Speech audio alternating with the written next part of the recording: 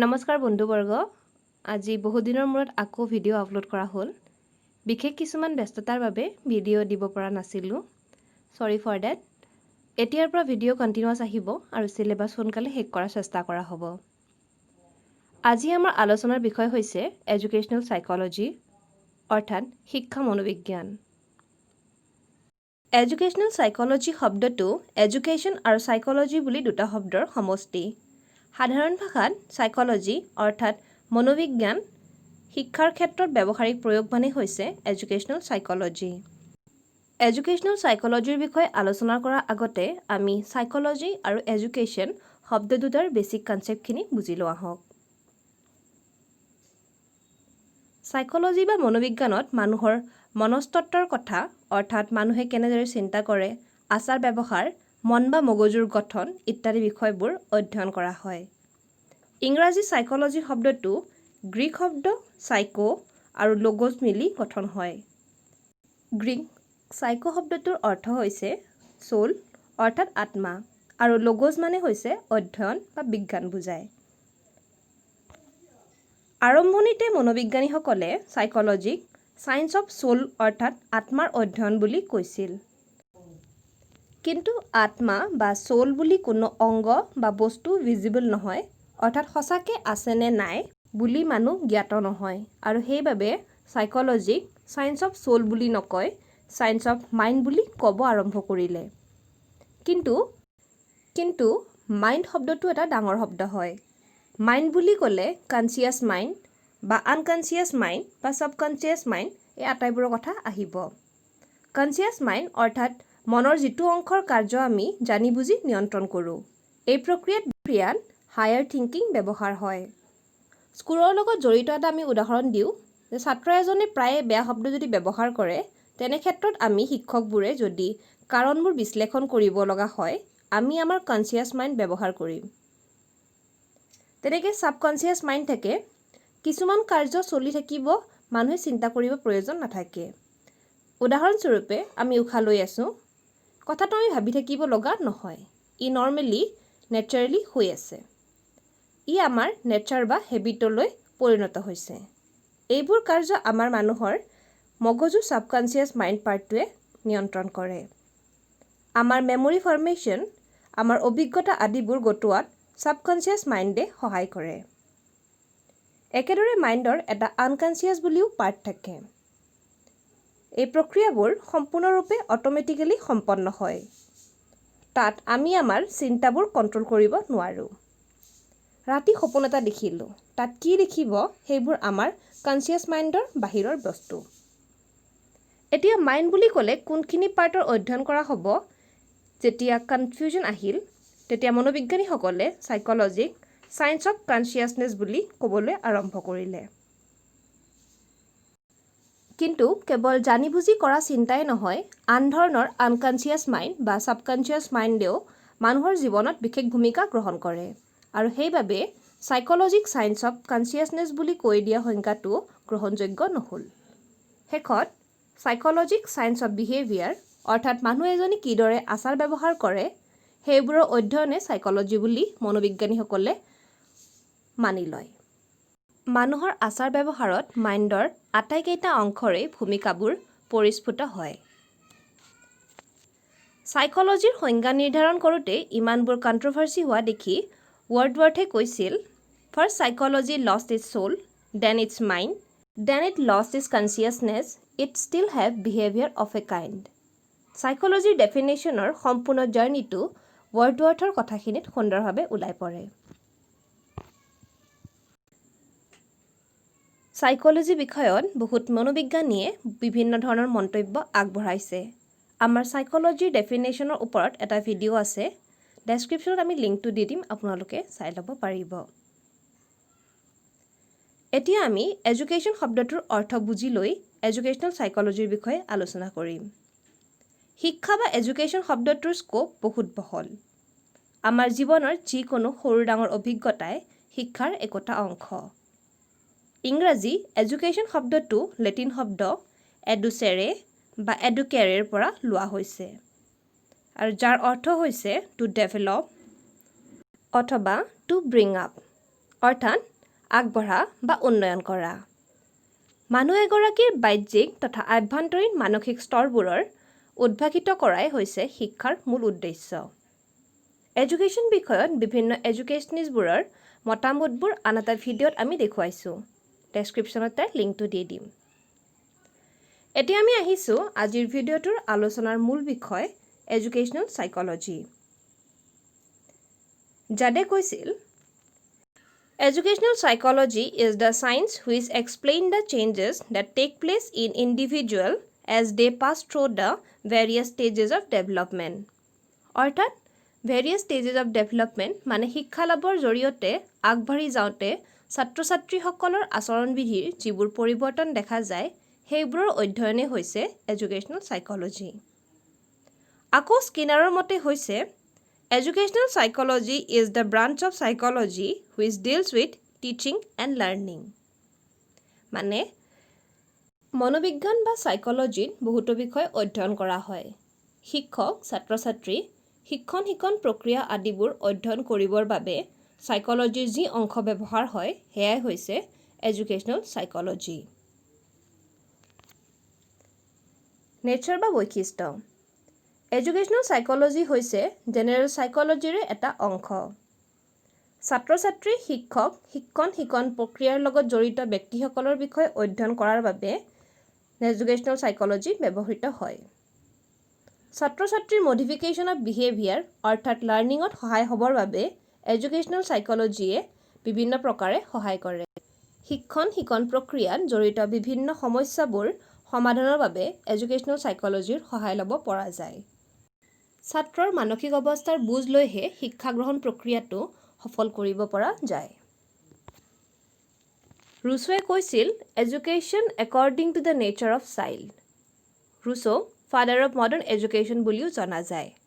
তেওঁৰ মতে শিশুৰ মানসিক স্তৰৰ মতেহে শিক্ষা প্ৰদান জৰুৰী। শিক্ষক এগৰাকীয়ে কিমান বিশদভাৱে বিষয়বস্তু এটা জানে তাতকৈ বেছি প্ৰয়োজনীয় কথাটো হ'ল শিশু বা ছাত্ৰগৰাকীয়ে কিমানখিনি বুজিব পাৰিছে সেই কথাটো জনাটো।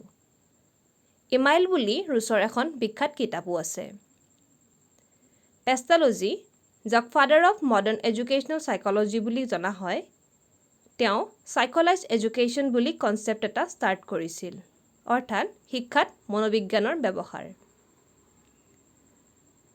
ছাৰ জন এডামছৰ কথাখিনিয়ে শিক্ষাত চাইক'লজিৰ প্ৰয়োজন কিমান বুজাত সহায় কৰিব। তেওঁ কৈছিল, the teacher taught John Latin, the teacher should know' John as well as Latin. অৰ্থাৎ শিক্ষক এগৰাকীয়ে তেওঁ শিকোৱা বিষয়টোৰ লগতে ছাত্ৰ-ছাত্ৰীৰ মানসিক স্তৰৰ বিষয়েও জানিব লাগিব। বৰ্তমানৰ শিক্ষা ছাত্ৰকেন্দ্ৰিক অৰ্থাৎ চাইল্ড চেণ্টাৰ্ড। ছাত্ৰৰ ইণ্ডিভিজুৱেল ডিফাৰেঞ্চ, ছাত্ৰৰ শাৰীৰিক, মানসিক, সামাজিক অৱস্থা ইত্যাদিৰ ওপৰত গুৰুত্ব দি শিক্ষাৰ পাঠ্যক্ৰমবোৰ সজোৱা হৈছে। শিক্ষকসকলেও এই কথাখিনি মনত ৰাখি শিক্ষাদান কৰিলে শিক্ষাৰ মূল উদ্দেশ্য সফল হ'ব। এতিয়া আমি আলোচনা কৰিম এডুকেশ্যনেল চাইক'লজিৰ স্ক'প কি কি। স্ক'প শব্দটোৱে বিষয়বস্তু এটাৰ অধ্যয়নৰ পৰিসৰ বুজায়। এডুকেশ্যনেল চাইক'লজি স্ক'প বুলি ক'লে বহুত এখন বহল ক্ষেত্ৰৰ কথা বুজায়। ছাত্ৰ-ছাত্ৰী, শিক্ষক, চিলেবাছ আদি সকলোকে এডুকেশ্যনেল চাইক'লজি স্ক'পত সামৰি লোৱা হয়।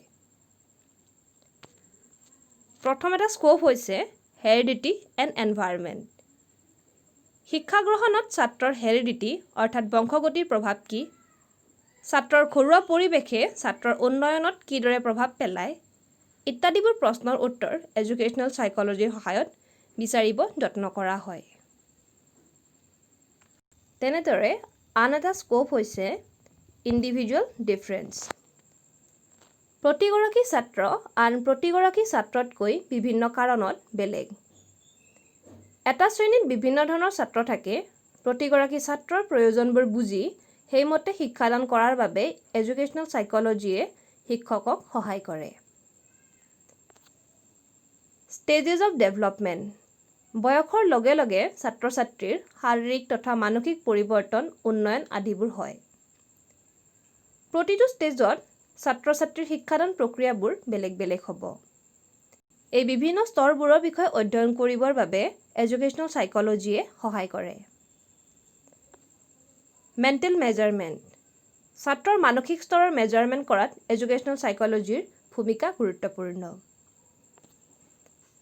এডুকেশ্যনেল গাইডেন্স ছাত্ৰক বিভিন্ন সময়ত বিভিন্ন বিষয়ত যেনে কোনো এটা ছাবজেক্ট কেনেদৰে পঢ়িব, কেৰিয়াৰ ৰিলেটেড কথাবোৰত গাইডেন্সৰ প্ৰয়োজন থাকে। এডুকেশ্যনেল সাইকোলজিৰ সহায়ত শিক্ষকে ছাত্ৰক প্ৰয়োজনীয় গাইডেন্সবোৰ দিব পাৰে। মেণ্টেল হাইজিন অৰ্থাৎ মেণ্টেল হেল্থৰ বিষয়ত অধ্যয়ন। বিভিন্ন কাৰণত ছাত্ৰই হওক বা শিক্ষকেই হওক মেণ্টেল হেল্থত সুস্থ নহ'ব পাৰে। মেণ্টেল হাইজিনৰ বিষয়ে অধ্যয়ন কৰি আৰু তাৰ প্ৰতিকাৰৰ ব্যৱস্থা লোৱাত এডুকেশ্যনেল সাইকোলজিয়ে সহায় কৰিব পাৰে। Study of the unconscious mind মানুহৰ জীৱনত আনকনচিয়াছ মাইণ্ডৰো বহুত প্ৰভাৱ থাকে। ধৰা হ'ল কোনো ছাত্ৰৰ ঘৰুৱা অশান্তি কিবা হৈ আছে, ইয়াৰ প্ৰভাৱ ছাত্ৰজনৰ আনকনচিয়াছ মাইণ্ডত পৰিব, ফলত ছাত্ৰজনৰ শিক্ষাৰ উন্নয়নত বাধা আহিব। তেনে ক্ষেত্ৰত এডুকেশ্যনেল সাইকোলজিৰ সহায়ত আনকনচিয়াছ মাইণ্ডৰ অধ্যয়নে ছাত্ৰজনক অসুবিধাৰ পৰা দূৰত থকাত সহায় কৰিব পাৰে। নেক্সট এটা গুৰুত্বপূৰ্ণ স্ক'প হৈছে মেথড অফ টিচিং। বিষয়বস্তু ছাত্ৰৰ বয়সৰ ভিত্তিত বিভিন্ন টিচিং মেথড ব্যৱহাৰ কৰা হয়। এডুকেশ্যনেল সাইকোলজিৰ সহায়ত সঠিক টিচিং মেথডৰ চিলেকশ্যন কৰাত সহজ হৈ পৰে।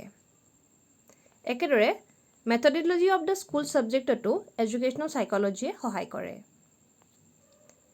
ডেভেলপমেণ্ট অৱ পাৰ্চনেলিটি ছাত্ৰ ছাত্ৰীসকলৰ ব্যক্তিত্ব বিকাশৰ ক্ষেত্ৰত শিক্ষাৰ এক গুৰুত্বপূৰ্ণ ভূমিকা আছে। এডুকেশ্যনেল সাইকোলজিৰ সহায় লৈ শিক্ষকসকলে ছাত্ৰ ছাত্ৰীৰ পাৰ্চনেলিটিৰ বিকাশত সহায় কৰিব পাৰে। এতিয়া আমি চাম এপ্লিকেশ্যন ফৰ আ টিচাৰ। শিক্ষক এগৰাকীয়ে এডুকেশ্যনেল সাইকোলজি ব্যৱহাৰ কৰি কিদৰে নিজৰ শিক্ষাদান প্ৰক্ৰিয়াটো উন্নত কৰিব পাৰে এই বিষয়ে আমি বুজিব যত্ন কৰিম। প্ৰথম কথাটো আহিব নলেজ অফ চেল্ফ। এডুকেশ্যনেল সাইকোলজিয়ে শিক্ষক এগৰাকীক নিজকেই বুজাত সহায় কৰে। কোনবোৰ ক্ষেত্ৰত শিক্ষকগৰাকীৰ ইম্প্ৰুভমেণ্টৰ প্ৰয়োজন থাকে এই কথা নিজেই উপলব্ধি কৰাত সহায় কৰি শিক্ষকগৰাকীৰ উন্নতিত সহায়ক হয়। নলেজ অৱ দ্য লাৰ্ণাৰ ছাত্ৰ ছাত্ৰীৰ মনস্তত্ত্ব অধ্যয়ন কৰাত এডুকেশ্যনেল সাইকোলজিয়ে সহায় কৰে, ফলত ছাত্ৰৰ এবিলিটি, এপ্টিটিউড আদিবোৰ বুজাত শিক্ষকগৰাকীৰ সুবিধা হয়। ক্ৰিয়েটিং ইণ্টাৰেষ্ট এণ্ড মটিভেশ্যন যি বিষয়ৰ শিক্ষাদান কৰা হয় বিষয়টো ইণ্টাৰেষ্টিং কৰি তুলিব পাৰিলেহে ছাত্ৰৰ মনোযোগ আকৰ্ষণ কৰিব পৰা যায়। বিষয়টোৰ প্ৰতি মটিভেট কৰি তোলাৰ ক্ষেত্ৰত এডুকেশ্যনেল সাইকোলজিয়ে শিক্ষকসকলক সহায় কৰিব পাৰে। Selection of method of teaching কোনো বয়সৰ ছাত্ৰৰ বাবে বা কোনটো বিষয় বুজাবৰ বাবে কি ধৰণৰ মেথড অফ টিচিং ব্যৱহাৰ কৰাটো সঠিক হ'ব এই বিষয়ৰ জ্ঞান এডুকেশ্যনেল সাইকোলজিৰ সহায়ত পোৱা যায়। Use of reward and punishment শ্ৰেণীত ছাত্ৰ ছাত্ৰীসকলে বিভিন্ন ধৰণে বিহেভ কৰে। তেওঁলোকৰ ভাল কামবোৰক এনকাৰেজ কৰিবৰ বাবে ৰিৱাৰ্ড দিয়া হয় আৰু বেয়া কামবোৰ পুনৰাই নকৰিবৰ বাবে পানিছমেণ্টৰ ব্যৱস্থা কৰা হয়। জুডিচিয়াছ ইউজ অফ ৰিৱাৰ্ড এণ্ড পানিছমেণ্টৰ বিষয়ে এডুকেশ্যনেল সাইকোলজিৰ দ্বাৰা শিকিব পৰা যায়। Knowledge of the individual difference প্ৰত্যেক ছাত্ৰৰ বুদ্ধিমত্তা, গুণ আদিবোৰ বুজাত সহায় কৰে।